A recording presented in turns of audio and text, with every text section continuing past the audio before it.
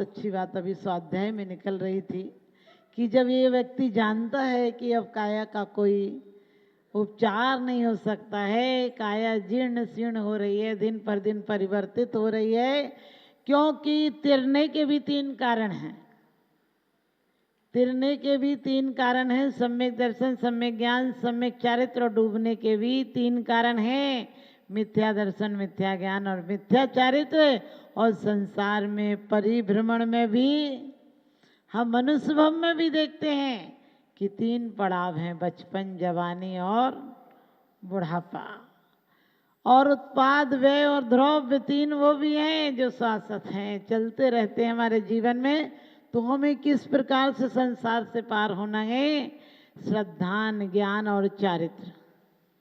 यदि श्रद्धा हो और ज्ञान नहीं हो तो भी काम नहीं चलेगा, और ज्ञान हो और श्रद्धा नहीं हो तो भी ज्ञान से अकेले काम नहीं चलेगा, लेकिन चारित्र भी नहीं हो तो भी काम नहीं चलेगा। एक व्यक्ति डॉक्टर के पास गया और कहने लगा मुझे बहुत खांसी चलती है। अब डॉक्टर ने कहा खटाई मत खाना। तो बोला खटाई तो नहीं छोड़ सकता हूँ। बोले दही मत खाना। बोले दही भी नहीं छोड़ सकता हूँ। अब सब डॉक्टर के पास जाए, सब डॉक्टर यही बताएं। बोले नहीं, हम ऐसा नहीं कर सकते हैं, तुम्हारे पास और कोई दवाई हो जिससे मैं खाता भी रहूं और रोग भी ठीक हो जाए। तो उन्होंने कहा कि मैं ये तो नहीं कहता हूँ, लेकिन हाँ कुछ फ़ायदे करा सकता हूँ। बोले क्या फ़ायदे करा दोगे? तो डॉक्टर ने कहा कि ये फ़ायदा करा दूंगा कि तुझे रात को चोर नहीं आएगा। बोले बहुत अच्छी बात है, मैं धनपति हूँ तो धन का चिंता लगी रहती है, चोर नहीं आएगा तो बोले तेरे बुढ़ापा नहीं आएगा। बोले सारी दुनिया इसी के तो पीछे पड़ी है, इतनी जो दुकानें और खुले हुए ब्यूटी पार्लर इसी के लिए तो खुले हैं कि बुढ़ापा नहीं आ जाए। और बोले तेरे यहाँ पर बुढ़ापा नहीं आएगा, और उसके बाद है चोर नहीं आएगा, और कोई भी कहते हैं कि तेरे घर पर कुत्ता आदि नहीं आएगा। तो बोले बस इससे भी परेशान रहता हूँ, घुस जाते कुत्ते, दिन भर में नौकरों को कहता हूँ भगाओ। तो बोले तू जितना खाता उससे दुगना खाना। तो उसने डॉक्टर के पैर छुए और कहने लगे डॉक्टर साहब आप बहुत अच्छे हो, आपने हमें बहुत अच्छा रास्ता बता दिया कि दुगना खाओ और उसके बाद भी कोई चिंता नहीं, फायदे और हो जाएंगे। अब वो कुछ दिन बाद जब दुगने खाने लगा तो बीमार हो गया। डॉक्टर के पास गया, कहने लगे डॉक्टर साहब तुमने कैसी दवाई दी? डॉक्टर ने दवाई के नाम पर कुछ ऐसे ही रख दिया था। तो बोले तुमने क्या दवाई दी? डॉक्टर ने कहा जो दवाई दी थी वो फायदा कर रही कि नहीं? बोले काहे की फायदा कर रही? आपने कहा था बुढ़ापा नहीं आएगा, आपने कहा था चोर नहीं आएगा, आपने कहा था कुत्ता नहीं आएगा। कहने के मैंने तीनों फायदे सही बताए थे। जब तू दरवाजे पर लाठी लेकर बैठा रहेगा तो कुत्ता कहाँ से अंदर आएगा? तू चल ही नहीं पाएगा बिना लाठी के। और कहने लगे चोर? बोले जब तू रात भर खांसेगा तो चोरों को पता चल जाएगा तू जग रहा है, तो चोर कहाँ से आएंगे? और बोले आपने कहा था कि बुढ़ापा नहीं आएगा। बोले जब तू जवानी में ही मर जाएगा तो बुढ़ापा कहाँ से आएगा? यही संसारी प्राणी की हालत है। संसारी हो या सन्यासी हो, आचार्य कहते हैं अंतरंग में परिणाम नहीं आया तो कोई बदलाव, बाहर के बदलाव बहुत आसान है। क्योंकि कहा है कि सम्यक दर्शन के अभाव में नवग्रीवक तक तू होकर आया है, और अभी भी कहते हैं अनंत बार मुनि पद धारण किया है। सच्चाई ये है कि अनंत बार नहीं किया है, लेकिन बच्चे को हम डांटने के लिए, बच्चे को समझाने के लिए कहते हैं तू इतना खा गया, क्या हिसाब नहीं है सुबह से। क्यों? लेकिन माँ जानती है कि बच्चे को उससे निर्वृत्ति दिलाना है। इसी प्रकार आचार्य समझाने के लिए कहते हैं कि तू इतनी बार मुनि बना, लेकिन तेरे बीज के अभाव में आज तक वृक्ष की वृद्धि नहीं हुई है। और वही हाल हमारा है, पट्टी सुसाफ करता नहीं घाव धोता, कैसे तुझे सुख मिले दुख बीज बोता। आज भगवान के निर्वाण कल्याणक भी हो जाएं, लेकिन वो ही रोज की रूटीन रहती है हमारी। एक महावीर भगवान का कल्याणक निर्वाण मना लेते हैं। और वो भी कैसा मना लेते हो?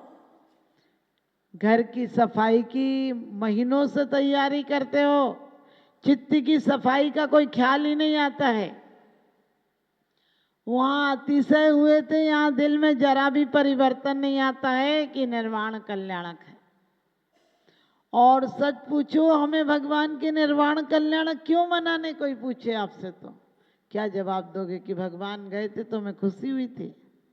अरे हम वो बच्चे, नालायक बच्चे हैं जो एक पास हो जाए और सारे फेल हो जाए तो कहते जाने दे, एक ही तो गया। हम वो नालायक बच्चे हैं जो एक आध अच्छा आ जाए, अच्छे काम करे, संयम के मार्ग पर चले, श्रद्धा ज्ञान चारित्र अच्छा हो तो कहते जाने दो, इतनी दुनिया जा रही, इतने पढ़े लिखे लोग जा रहे हैं, इतने सारे लोग जा रहे हैं, कोई बेवकूफ तो नहीं होंगे, जा रहे हैं तो सब बुद्धिमान ही होंगे। हम भी सोचते हैं एक आध गए तो जाने दो, इतनी सारी दुनिया तो यही काम कर रही है। हम सोचते हैं भगवान का नाम ले लेंगे। मैं कहती हूँ ना राम, ना नाम से कुछ होगा, ना राशियों से कुछ होगा। महावीर और मारीच के नाम तो एक से थे। राम रावण की राशि तो एक सी थी, कृष्ण और कंस की राशि एक सी थी, लेकिन वृत्तियों में महान अंतर था। और वृत्ति जैसी मति थी वैसी गति हो गई। हम सोचते हैं कि हम भगवान के खानदान के हैं, हम उनके वंशज हैं। सोच कर देखना हम क्या वंशज, कैसा काम कर रहे हैं। वो जहां से गुजरे थे वहां लोग उनकी चरित्र से, उनके चित्त से, उनकी वृत्तियों से आकर्षित होकर उनके भक्त हो गए थे। आज हम आपस में सारी जैन समाज भी एक नहीं हो पा रही है, और इस नाम पर और झंडे खड़े करते हैं कि हम तो गलत को नहीं मानते। अरे तुम गलत को नहीं मानते हो, आपसी भेदभाव लाना भी सबसे बड़ा धर्म है। हम यदि सत्वेश मैत्री की बातें पढ़ते हैं और इंसान इंसान से नहीं मिल सके, वो परमात्मा से क्या मिल सकेगा? जो इंसान के भेष में होकर प्रेम वात्सल्य करुणा और इनको नहीं अपना पाया, वो निर्वाण को क्या अपनाएगा?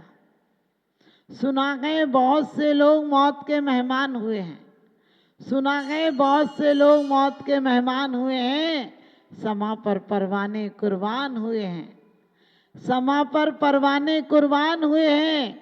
मिट गए जो धर्म की खातिर, वो भी कभी इंसान थे लेकिन आज भगवान हुए हैं। वो भी कभी इंसान थे लेकिन आज भगवान हुए हैं। हम भगवान कब होंगे? ध्यान रखना, भगवान भागने से नहीं होता है, भगवान जागने से होता है। जिस पर्याय में जाग गए, यदि भील की पर्याय में जाग गए तो नेमिनाथ हो गए, सिंह की पर्याय में जाग गए तो महावीर हो गए, और मारीच की पर्याय में सो गए तो कितने काल भटक गए। हम सोच कर देखना, जो सगे पोते को नहीं तार सके, सगे मौसा जी को नहीं तार सके। आप सबको पता राजा श्रेणी कौन थे? महावीर भगवान के मौसा जी थे। और सोचो, अपने मृगावती के गांव में चेलना बेची गई थी। जहाँ फूला से ठानी रहती थी वो मृगावती का गांव था। सगी बहन वहां की पटरानी थी, रानी थी। और हम किस पर विश्वास करें कि कौन हमारा है? हमारा धर्म यही सिखाता है कि जब तुम देखो कि तुम्हारे अब बीमारी का उपचार नहीं हो सकता है, अब वृद्ध अवस्था आ गई है, और कहते दुर्भिक्ष पड़ गई है, अकाल पड़ गया है, उपसर्गे दुर्भिक्षे जर सिरुजायम च निप्रतिकारा धर्माय तन विमोचन माहू संलेख ना मारिया। उपसर्ग आ जाए, अब अपन को पता चल जाए कि बचने वाले नहीं है। एक बार एक आग लगी, शहर में आग लगी, उस भवन में भी आग लग गई।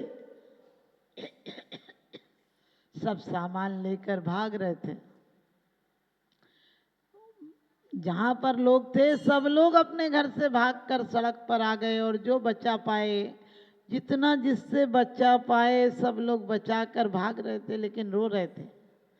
एक फकीर वहां से निकला, रोज की तरह अपने एक तार पर गीत गा रहा था। एक व्यक्ति ने उससे पूछा कि क्या तुम बचा नहीं पाए कुछ? तुम्हें ज्यादा सदमा लगा क्या? तुम्हें पता नहीं है कि आग लग गई, सब लोग बचा के भाग रहे हैं सामान अपना, तुम कुछ भी नहीं बचा पाए क्या? उसने कहा कि हमने बचा लिया। बोले तुम्हारा तो कुछ दिखता ही नहीं, ना तुम भाग रहे हो ना दौड़ रहे हो। और कहा कि तुम तो रोज की तरह आराम से वही एक तारे पर शांति से भजन गाते हुए जा रहे हो। उसने कहा हमने बचा लिया। उन्होंने कहा तुमने कहाँ बचा लिया, कहाँ पे है तुम्हारा सामान? उसने कहा तुमने बाहर का सामान जोड़ा था, हमने अंदर का सामान जोड़ा था। तुम बाहर भागे हो, मैं अंदर भागा हो। तुम जितना लेकर भागे हो तब भी रो रहे हो, और मैंने पहले से इकट्ठा करा ही नहीं था, क्योंकि मुझे पता था कि अग्नि तो एक दिन जलाएगी, इस जोड़ने वाले को भी जलाएगी। जब जोड़ने वाले को भी जला देगी तो फिर इतना जोड़ना किसके लिए? हम सबको पता है कि एक दिन हमारी ये देह चिता पर चढ़ जाएगी, लेकिन फिर भी हम सब जानते हैं कि शरीर स्वभाव से कैसा शुद्ध है। लेकिन एक ही विशेषता है कि गोबर डालो और अगरबत्ती बन जाती है, खाद डालो और बीज आ जाते हैं, क्योंकि कलाकारी हमारी होना चाहिए। हम इसमें भोजन नहीं डालते हैं, जीने के लिए नहीं खाते हैं, धर्ममय जीवन जीने के लिए और धर्मात्मा होने के लिए अगले जन्म में और इसी जन्म में भी आंशिक रूप से व्यवहार चारित्र का पालन, तो एक देश व्रतों का पालन तो आप लोग भी कर सकते हो। लेकिन आजकल तो लोग इसमें भी शान समझते हैं, हमारा सब चलता है, हम सब खाते हैं। मैं कहती हूँ विचार करना कि हमारे यहाँ यदि देख सोच के नहीं खा रहे, आज हमने भौतिकता के युग में सब कुछ रेडीमेड आने लगा। आप सबको पता है आज इतना जहर डालने लगा, खाद में जहर, फिर मशीनों से सामान साफ होता है, उसमें इतना प्रेशर से कि शक्ति तो खत्म हो जाती है। और उसके बाद रहा सहा मिलावट इतनी चल गई है, आप लोग रोज पढ़ते सुनते होंगे कि यहाँ इसका मिलावट निकला, इसका सड़ी चीजों का, गली चीजों का, और आज जो इतने कैंसर हो रहे हैं, मुझे तो अब ताज्जुब होने लगा। 10 साल के अंदर हर 2-4 फैमिलियों में सुनो, अच्छे अच्छे लोगों को जिनकी कोई व्यसन की आदत नहीं है, कोई बाजार का नहीं खाते हैं, सारा कुछ शुद्ध खाते हैं, उसके बाद भी ऐसी बीमारियां आ जाती हैं। कभी विचार किया क्यों आ जाती हैं? क्योंकि आज इतना जहर मिलाया जा रहा है बीजों में कि आने वाली पीढ़ियां सब आधी मौत मर जाएंगी। ये अवसर्पणी हुंडा अवसर्पणी काल में लोगों की आसक्ति इतनी बढ़ गई है कि धन की गोदामें छोड़ जाना है, चाहे किसी प्रकार से मिले। आप सबको पता है कोरोना काल में लोगों ने क्या किया, इतनी दवाइयां नकली दी, इतने लोगों ने अपने पास स्टॉक करके रखा कि शायद आधी दुनिया बच जाती यदि लोग ईमानदारी से पेश आते तो। लेकिन इतनी आसक्ति है कि दुनिया मरती हो कल, आज मर जाए, लेकिन अपने पास पैसा आना चाहिए। आज हमारी हालत भी ऐसी है कि हमें अपनी हालत, अपनी आत्मा मर रही है लेकिन शरीर सुरक्षित रहना चाहिए, जबकि शरीर तो नाशवान है, ये तो कभी रहता ही नहीं शासक। क्योंकि काया कहती है कि मैं तो तीर्थंकरों के साथ नहीं जाती हूँ, मैं चक्रवर्ती कामदेव के साथ नहीं जाती हूँ। मेरा तो जो उपयोग करना जानता है, मैं उपभोग कराती हूँ लेकिन परम भोग में भी पहुंचा देती हूँ। यदि कोई उपयोग करना जाने, मैं ये नहीं कहती हूँ सब लोग साधु बन जाओ, कोई जरूरत नहीं साधु बन जाओ, लेकिन कम से कम अच्छे श्रावक तो बन जाओ। सुनने की कला तो आ जाए। सुनने की कला नहीं आती है, आदमी प्रवचन में आकर भी नींद ले लेता है, झपकियां ले लेता है। एक बार एक बाबूजी प्रवचन में बैठे थे, उन्हें नींद आ गई, उनने आगे वाले का कुर्ता फाड़ दिया। उसने कहा भैया तूने मेरा कुर्ता क्यों फाड़ दिया? बोले किसी से मत कहना, 4 कुर्ते सिलवा दूंगा। बोले पहले ये बता फटा कुर्ता पहन के घर तक जाऊं कैसे? बोले मेरा पहन ले लेकिन किसी से हल्ला मत कर। बोले अरे मैं कुछ नहीं पूछ रहा हूँ, ये पूछ रहा हूँ कुर्ता फाड़ा तो फाड़ा क्यों? वो कहने लगा मेरे कपड़े की दुकान है और यहीं पर एक व्यापारी आ गया। बोले यहाँ तो कोई व्यापारी नहीं दिख रहा। कहने लगा अरे नींद में आ गया, सपने में आ गया, और मेरा सौदा पक्का होते होते मैं कह रहा था 60 रुपया, वो कह रहा था 40 रुपया मीटर, और मैंने 50 में सौदा पक्का किया और कपड़ा फाड़ दिया। नींद में था, मुझे पता नहीं चला कि तू बैठा, मुझे लगा कपड़े का थान पड़ा, मैंने कपड़ा फाड़ दिया। हम ध्यान रखना, हम लोग इससे कम नहीं है। यहाँ पर भी बैठे होगे तो तुम्हारा कुछ चल रहा होगा, क्योंकि जो योगन की चपलाई ताते हैं आश्रम भाई, योग शुभ भी चलते हैं, अशुभ भी चलते हैं, मन में शुभ विचार भी चलते हैं, अशुभ भी चलते हैं, काया से शुभ भी चलता है, काया से अशुभ भी चलता है।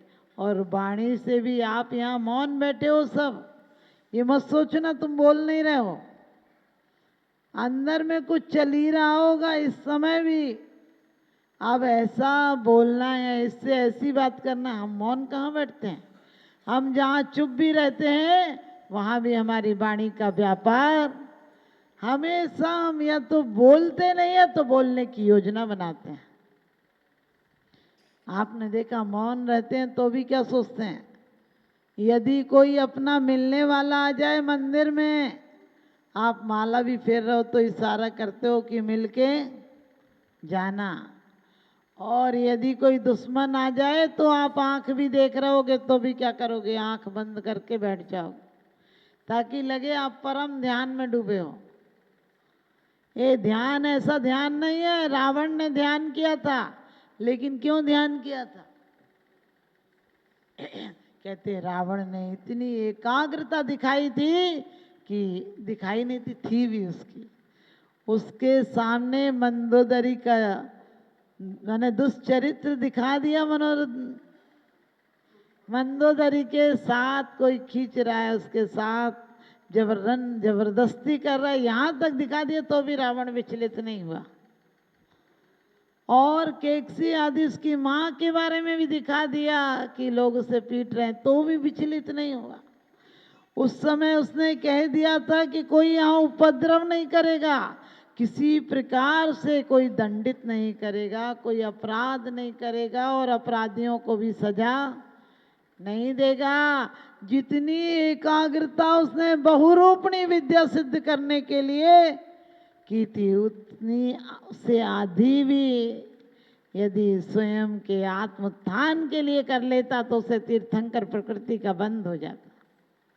हमारी हालत भी ऐसी है, जितनी हमारी मन वाणी और काया का उपयोग पदार्थों के लिए, पर्यायों के लिए, पर द्रव्यों के लिए लगा रहता है, उससे आंशिक रूप भी हम अपने लिए ध्यान में दे लें। अरे कभी तो सोचा करो मैं कौन हूँ, कहाँ से अब आ रहा हूँ, जाना कहाँ किधर को अब जा रहा हूँ। ऐसा विचार यदि तू करता जो प्राणी, कैसे तुझे न फिर मिले वह मुक्ति रानी। कौन कभी मैं कहाँ से आया हूँ अभी याद है? हम जीव हैं तो जरूर कहीं ना कहीं पर्याय पाई होंगी, और हमारा ये जीवन का कृत्य अगले जीवन का बीज बन जाता है। मरते टाइम कोई भगवान का नाम सुना दे और हमारी गति बदल जाए, ऐसा होता ही नहीं। वो तो कभी 1-8% किसी के साथ होता है जिसने पहले आयु का बंद नहीं किया हो, तो आखिरी समय में आयु का बंद हो जाता है। लेकिन तमाम जिंदगी यदि हम आनंद में जिए हैं, आनंद में जीने का मतलब भोगों में नहीं है, हम अपने स्वभाव में जिए हैं, विभाव में नहीं जिए हैं। आज आदमी स्वभाव में कहाँ है? माला फेर ले, मंदिर चला जाए, शास्त्र पढ़ ले, पूजा कर ले, कुछ भी कर ले, लेकिन अंतरंग के तार जैसे परिवार से जुड़े हैं ऐसे हमारे आत्मा से नहीं जुड़े हैं। आज भी हमारे अंदर ऐसी ऐसी, आपको पता है, कभी कभी घटनाएं हो जाती हैं कि आपका व्यक्ति हजारों किलोमीटर दूर हो, उस पर कोई घटना होती तो आप शांति से सो, आपको उस दिन नींद नहीं आती है। कोई व्यक्ति की यदि कहीं हजारों किलोमीटर दूर हो, फिर भी वो वाइब्रेशन आपको प्रभावित करती है, आप बेचैन रहते हो। यहाँ सोचो हमारी आत्मा की कितनी शक्ति है कि हजारों किलोमीटर दूर भी संकेत दे देती है, लेकिन हमने अपनी शक्ति का उपयोग नहीं किया। आज भी विज्ञान तक कहता है कि आपको क्या घटना घटनी है, शुभ या अशुभ, आप थोड़ा सा दिल को हल्का करो। हल्का करो का मतलब आज हमारे अंदर बहुत उठापटक है। वर्षों की पूजन आराधना उपदेश आपको याद नहीं होंगे, लेकिन 10 साल पहले भी किसी से झगड़ा हुआ होगा, आज तक वो व्यक्ति सामने आएगा, तुम्हें पिक्चर को झूम जाएगी, तुम्हारी रील की तरह घूम जाएगी कि अच्छा ये वही व्यक्ति, उस दिन इसने ऐसा कहा था, अब इससे ऐसा कहूँगा।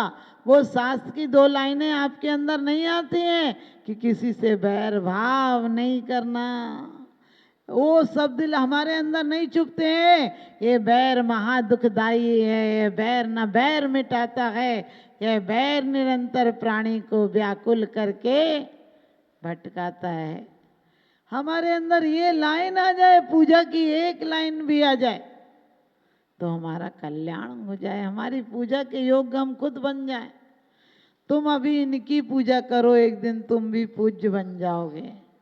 तुम भीतर जाओ, तुम भीतर जाओ, यानी तुम भीतर जाओ तो तुम भीतर जाओगे। लेकिन कब भीतर जाएंगे?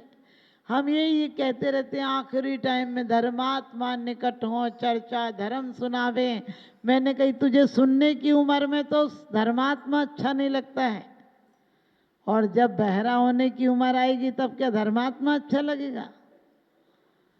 तो दौलत राम जी भी कहते हैं, जब लो न रोगी जरा गए, तब लो झटत निज हित करो। जब तक रोग और बुढ़ापा नहीं आ जाता है तब तक जल्दी से हित करो, क्योंकि हमारी अनादिकाल की परंपरा है। अभी भी हम सब छोड़ेंगे, और छोड़कर आए थे, इससे ज्यादा छोड़कर आए थे, इससे ज्यादा ही छोड़कर आए होंगे, तब तो ये मनुष्य गति और जैन कुल आदि मिला है। लेकिन कोई भरोसा नहीं है, चक्रवर्ती जैसा भी नरक चला जाता है। राज में मरे तो नियम से नरक जाता है, और त्याग में मरे तो नियम से स्वर्ग और मोक्ष जाता है। हम इसी जन्म में भगवान के मात्र कल्याणक नहीं मनाएंगे। भगवान आए थे तो नरकों में शांति हो गई थी, हम आए तो अपने जीवन को नरक बनाकर जा रहे हैं। आदमी कितनी चिंता में, कितने टेंशन में, हर तरह का टेंशन उसको, लेकिन हम विचार नहीं करते हैं। ये पद प्रतिष्ठा परिवार और सारी कुछ योजनाएं यहीं तक की हैं। वो दिन कब आएगा जब रत्नात्रय को धारण करेंगे? वो दिन कब आएगा जब हमारी गाड़ी आपको पता अधोगति की तरफ जा रही है, ये ऊर्ध्व गति की तरफ जाएगी। और ऊर्ध्व गति की तरफ यदि गाड़ी को ले जाना है हमें, तो क्या करना है? अभी से हमें अपने प्रयास करना है। अभी तो हालत ये हो गई कि यदि एक व्यक्ति ने सोचा गाड़ी चलाना तो है, लेकिन कौन सा पुर्जा कौन सी कंपनी का सस्ता मिलेगा, तो उसने, आप समझ गए, हर गाड़ी का कोई सा पुर्जा जहाँ से सस्ता मिला वहाँ से लेकर गाड़ी तैयार कर ली। लेकिन वो गाड़ी बाहर से तो तैयार हो गई, लेकिन चलेगी नहीं, चलेगी भी नहीं और पहुंचाएगी भी नहीं कहीं। माना कि हम पूर्व के लोगों को आदर्श माने, गाड़ी आप चलाते हैं तो एक शीशा पीछे देखने को लगा होता है, लेकिन मात्र वो पर्याप्त नहीं। आप कहो हम तो पीछे ही देखेंगे और आगे का शीशा तो ढक दो, तो क्या होगा, मर जाओगे। हमारी हालत भी ऐसी है। हम पुराने लोगों को याद करेंगे, पुरानी मंदिर, पुराने शास्त्र, पुराने गुरु, ते गुरु मेरे उर्वसो तारण तरण जिहाज, आप तरई पर तारहें, ऐसे हैं जिन राज। कितना बढ़िया बढ़िया पढ़ लेते हैं, लेकिन कभी विचार किया, साधु चौथे काल का चाहते हैं और खुद छठे काल के होना चाहते हैं। हमें साधु 1 नंबर का चाहिए और हम 2 नंबर के हैं। हमें अपने निर्वाण की तैयारी करेंगे। जब भी भगवान का निर्वाण कल्याणक आएगा तो मात्र लड्डू और गोला नहीं चढ़ाएंगे भगवान के सामने। हम गोले जैसी परिणति को अपनाएंगे कि बाहर से भले हमारी वृत्तियां अच्छी नहीं हो, कठोर दिखें, लेकिन अंदर में तो बाहर की परिणति भले ही काली हो जाए, लेकिन अंदर गोले जैसी स्निग्धता, दया, करुणा, क्षमा, ये सब हमारे गुण हमारे अंदर रहेंगे। लेकिन आज तो हम कैसे हो गए, बेर हो गए। ऊपर से तो मुलायम है, अंदर तो कठोरता भरी है। आपके जीवन में कोई कर्म आपको कुछ देते हैं निश्चित नहीं है। कर्म तो मात्र संभावना और संकेत देते हैं। कर्मों का उदय हमारे तीर्थंकरों पर, महापुरुषों पर, मुनियों पर आया। उन्होंने कर्म के उदय को पुरस्कार बना लिया, हम उसको तिरस्कार समझ लेते हैं। तो जब भी कभी संकट आए तो आत्म पुरुषार्थ नहीं खोना है। और मैं तो यही कहूँगी कि भगवान तुम्हारे मोक्ष जाने से अनाथ हो गए हम लोग, पापों के साथ हो गए हम लोग, और लोगों को तो अंधेरों ने घेरा है, मगर प्रकाश में आकर भी क्या खो गए हम लोग। हमें प्रकाश मिला था। जैन कुल में आना इतनी बड़ी बात नहीं है, जैन हो जाना बहुत बड़ी बात है। कोई किसी जाति में पैदा हो, ध्यान रखना, सम्यक दर्शन के लिए कोई जाति, कोई समाज, कोई प्रतिबंध नहीं है। हाँ, बुद्ध वीर जिन हरिहर ब्रह्मा या उसको साधन, कुछ भी कहो, हमें इससे फर्क नहीं पड़ता है। लेकिन आत्मा के जो सरल परिणाम है वो उसमें आना चाहिए, वेद विज्ञान आना चाहिए।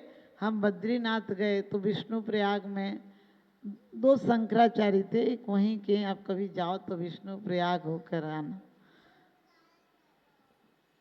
विष्णु प्रयाग, लक्ष्मौली, सब, मैंने ये नहीं कह रही हूँ कि वो लोग अच्छे हैं, लेकिन उनकी सरलता देखिए। सरलता तो मैं नहीं कहूँगी, लेकिन ये जरूर कहूँगी कि उनकी आस्था देखिए। हमारे पीछे पड़ गए कि आपको हमारे जो डेरे पे भोग लगाना। अब अपन तो उनसे क्या कहो, हमने बोला नहीं, हमारा कुछ उसूल है, हम जहाँ जो लोग हैं हमारे, तो बोले हमें आपको भोजन देना। तो हमने उनको बहुत मना किया। हमने बल्कि बोला कि आप लोग ऐसी चीज़ें खाते हो। कहने क्या खाते हैं, कहने क्या खाते हैं, मैं एक बार भोजन करता हूँ और उसके बाद में ना दूध पीता हूँ, ना कोई वैसी जमीन में उत्पन्न हुई चीज़ें खाता हूँ। वो बहुत बड़े दोनों शंकराचार्य बड़े थे। आप कभी जाएंगे विष्णु प्रयाग, लक्ष्मौली, दोनों उनके ही थे। और लेकिन उसके साथ साथ इलाहाबाद में उनके महाकुंभ था। उस बार हम गए थे 2008 की या 7 की बात। तो वो इतनी जिद करते रहे कि मैया को महाकुंभ में ले जाना। लेकिन फिर अपन को थोड़ी ना जाना, तो महाकुंभ में हम क्या करते। और वो ये भी कहते रहे अपने ट्रस्टियों से कि नहीं, आप लोग जो बताएं वो हम व्यवस्था करेंगे, लेकिन भैया को ले जाएंगे। फिर हमसे जब जिद की तो हम बोले नहीं हम नहीं लेते हैं, हमारे कुछ जो सिद्धांत है। तो बोले आप बताइए ना आपके सिद्धांत क्या। फिर जब हमने से बोले हमने कि आप क्या खाते हैं, तो देखिए हमें ताज्जुब हुआ। उन्होंने कहा गड्ढे को भरने के लिए क्या खाना। कहने लगे मैं किसी के हाथ का भोजन नहीं करता। हमने कहा तो फिर आप कहाँ से लेते हैं भोजन। कहने लगे ना मैं किसी मेरे बनाने वाले से लेता हूँ, मैं नहीं, वो बड़ा आश्रम चलता उनका। तो हमने बोला कि फिर आप खाते तो होंगे कुछ। कहने लगे खुद जाता हूँ गंगा स्नान करने, जमीन से वो रेत में अपन रेत हटाओ तो पानी निकल जाता है साहब। उन्होंने कहा मैं रेत से पानी लाता हूँ, इतनी सी बाल्टी थी उनके यहाँ। कहने लगे बस इसमें पानी लाता हूँ, कभी टिक्कर सेक लेता हूँ तो नमक के साथ ले लेता हूँ, और कभी चावल बना लेता हूँ। तो हमने कहा फिर भी थोड़ी सब्जी वब्जी। तो कहने लगे मेरा सबका त्याग है। मैंने बोला कुछ तो खाएं, और दूध लेते होंगे, फल लेते होंगे, जूस लेते होंगे। कहने लगा इस गाड़ी को देखिए आप, बात जो हम कहते हैं वही उन्होंने कहा कि इस गाड़ी को परमात्मा के ध्यान में लगाना है, चलाना है। इसको ऐसी चीजें नहीं देना है कि ये दिन रात पड़ा रहे, आलस में पड़ा रहे। और हमसे बहुत कहते रहे कि आपको दिक्कत, क्योंकि बहुत ज़्यादा साधु तो वैसे ही होते हैं ना उनके, तो गांजा वांजा पीने वाले। तो वो लोग बहुत सारे थे, हजारों जाते हैं इस समय में, हजारों जाते हैं वहाँ।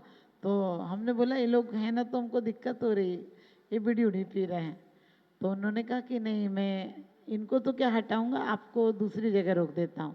तो हॉस्पिटल आदि चलती है। हमने कहा हम हॉस्पिटल में नहीं रुकेंगे। फिर उनने हमको 2-3 आश्रम के कमरे बताए। हमने कहा हम इनमें नहीं रुकेंगे, हमको थोड़े खुले कमरे चाहिए। तो उन्होंने कहा मेरे कमरे पर रुक जाइए। और वाकई में मुझे आज भी लगता है कि मैं उनके कमरे पे, मैंने बोला हमारे सिद्धांतों ने बता नहीं थे। हमने कहा आप मेरे कमरे में रात को नहीं आ सकते हैं, मतलब शाम होने के बाद आप नहीं एंट्री हो सकती है। तो कहने लगे नहीं आऊँगा। उन्होंने गए, एक किताब उठाई और एक जोड़ी, और था भी नहीं उनके कमरे में ज़्यादा कुछ, उठाई और बोले कि आप रुकिए यहाँ पर। बहुत अच्छा, उसको वहाँ से दृश्य बड़ा अच्छा दिखता है। पानी पर भी जो कटाव है वो भारत का नक्शा दिखता है, और रेत पर भी जो कटाव दिखता है, रेत ऐसी, वो उससे भी भारत का नक्शा दिखता है। बहुत सुंदर जगह है। लेकिन आप उनकी भक्ति देखिए, वो लगे रहे दूसरे दिन भी। हमने कहा हम धोती दुपट्टे में लेते हैं। तो उन्होंने तुरंत श्रीनगर भेजी गाड़ी और धोती दुपट्टा मंगा लिया। अब मैंने फिर भी टालना चाहा, हमने कहा नहीं, हमारा ऐसा रहता है कि पहले दिन जिसने धोकर डाले हो तो लेते हैं। ब्राह्मण है तो मना तो कर ही नहीं सकते उनको। अब इतने बड़े शंकराचार्य भी, उसके बाद भी वो पीछे पड़े रहे, नहीं भैया आप जाएंगे। फिर हमने बोला हमको उसी दिन विहार करना था। हार के बाद तो हमने कहा हम कल जो कपड़ा सुखाता उससे ले लेते। उनकी गाड़ी आने में थोड़ी देर हो गई, तो फिर बोलने लगे निचोलूँ। हमने कहा नहीं नहीं, उसी दिन हमने वहाँ से विहार कर दिया। लेकिन आप देखिए जहाँ हम खड़े होकर उनसे चर्चा कर रहे थे, जाते टाइम उनने वहाँ की रेत उठाकर अपने कपड़े में रख ली। हमने कहा इसका क्या करेंगे आप। तो कहने लगे ये तो साक्षात देवी प्रकट हुई है, इसका हम अक्षय निधि में रखेंगे। अक्षय निधि का मतलब हम इसको रोज मस्तक पर लगाएंगे, और जब ये खत्म हो जाएगी तो इसमें और डाल देंगे ताकि ये खत्म नहीं हो। फिर मैंने उन्हें कहने लगा कल आ जाओ। मैंने कहा नहीं, कल तो कोई लोग और आ रहे हैं, जो लोग आते हैं वो दूसरे को देने नहीं देते हैं। फिर उसने कहा कि नहीं आपको लौटते टाइम हमारे यहाँ रुकना है। तो हमने अपने साथ वालों से, बहुत लोग चल रहे थे, हरियाणा के लोगों ने यात्रा कराई थी वो। तो मैंने उन लोगों से बोला अपन को जाते टाइम वहाँ नहीं रुकना है विष्णुप्रयाग, ना लक्ष्मौली रुकना ना विष्णुप्रयाग का, उनको दोनों उन्हीं के हैं। तो आप देखिए वो बद्रीनाथ में ही पता लगा कर आ गए उनको कि मैया कब लौटेगी। और उसके बाद वो नंगे पैर वहाँ से चलकर हमारे साथ आए, और उसके बाद हमने उनसे हार लिया। फिर ऐसी बात नहीं है। क्यों? क्योंकि जब उनने शुद्धि बोली और इतना पुरुषार्थ उनका कि कम से कम 100-150 किलोमीटर, वो बहुत बड़ी उनके पास महंगी गाड़ी थी, वो गाड़ी से आए। हमने उनसे बहुत कहा नहीं आपने कह दिया तो मैं पहुंचूंगी, कहने लगे मैं तो आपके साथ पद यात्रा करूंगा, मैं यही सोचता हूँ कि आपका जैसा जीवन मेरा भी हो जाए। और हमारे साथ सबसे बड़ी बात, भक्ति होती तो सब सुनने बैठ जाते हैं। जब वो रात को गाड़ी से लौट आते थे, सुबह फिर पहुंच जाते थे, लेकिन शाम की भक्ति में वो अपना मजीरा भी बजाते थे और एक हाथ से किताब लेकर पढ़ते भी थे। तो हमें चाहिए कि हम अजैनों को भी जैन बनाएं, क्योंकि यदि जैन धर्म का विकास करना है तो वास्तव में थोड़ा सा प्रयास करना पड़ेगा कि हम नए नए बच्चों को आलू छोड़ दे, ये कर दे, वो कर देगा, वो कहेगा हम तुम्हें ही छोड़ देंगे। आप सबसे बड़ी बात, कोई प्रतिबंध मत लगाइए। हमारा धर्म तो मुक्त होना सिखाता है, बंधन नहीं सिखाता है। तो आप सबको बहुत बहुत आशीर्वाद।